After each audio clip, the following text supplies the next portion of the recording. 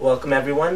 We're very glad to have Mr. Edmond Mulet here with us today. He is the Assistant Secretary General for Peacekeeping Operations for the United Nations. He's also served as an ambassador from Guatemala before that. So thank you very much, Mr. Mulet, for being with us. We're delighted to have you. It's a pleasure. I'm very happy to be here. Thank you. And we're going to be speaking to Mr. Mulet right now about what he's busy doing these days in the state of peacekeeping and peace operations in the world today. So just to start out with a very general question, Mr. Mulet, what are the major challenges in your mind facing the enterprise of peacekeeping today?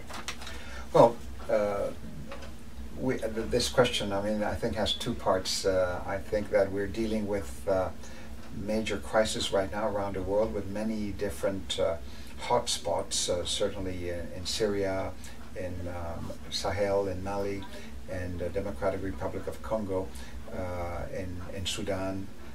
Sometimes it happens in Ivory Coast and Côte d'Ivoire. So dealing with these issues every day is a challenge. But then on the other hand, how to better respond to these crises is also another challenge. And this has to do also with the political mandates we receive from the Security Council, the contribution from troop contributing countries, from police contributing countries, the management of these crises, the partnership that is needed, the trust that is needed in order to deploy troops, to deploy missions on the ground, and more in this financial crisis the world is living also, we are asked to do more with less, which is by itself a challenge. And we are facing, at the same time, simultaneously, many crises around the world, and sometimes we do not have all the necessary tools, all the necessary troops, all the necessary commitment in order to respond to all of those. So we have many challenges right now, which on the one hand are interesting, but then they demand from the Secretariat and from member states also an additional commitment in order to produce results. Great.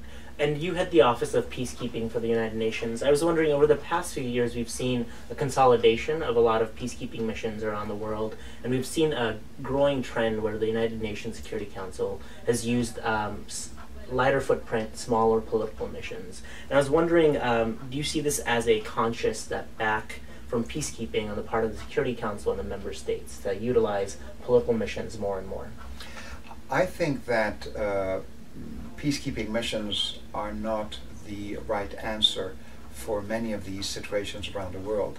And before deploying a peacekeeping mission, which should be the last resort, I think the United Nations, the Security Council, the Secretary General can use or should use other ways of dealing with these conflicts. So mediation, prevention, dialogue is very important, and certainly cheaper than sending a peacekeeping mission to a certain place. So I think the Secretary General has been pushing for this and trying to convince member states and the Security Council for the need to empower more these special political missions, for them to prevent conflict, for them to make dialogue possible on the ground.